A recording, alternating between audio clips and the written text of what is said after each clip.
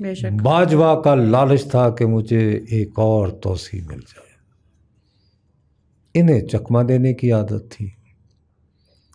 اب وہ پبلکلی جس شخص کو تم میر جعفر کہہ رہے ہو وہ تو واجب القتل ہے یار، اس سے یہ ایک نہیں 2 ملاقاتیں کرتے ہیں ایوان صدر میں.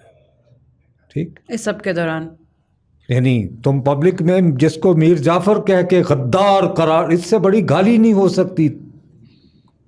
ٹھیک، اور اس کے بعد یہی صاحب بیان دیتے ہیں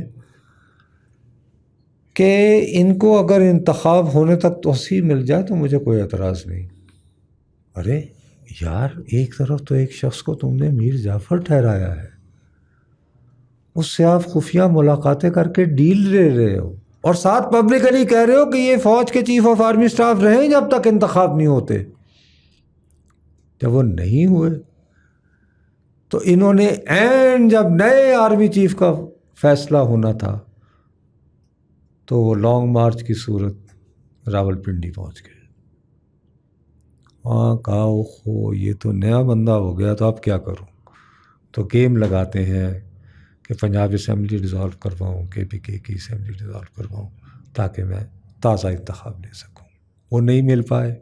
چلیں، اس کے بعد یہ 9 مئی کو اسلام آباد روانہ ہونے سے قبل بھی ٹویٹر کے لیے ایک بیان ریکارڈ کرواتے ہیں.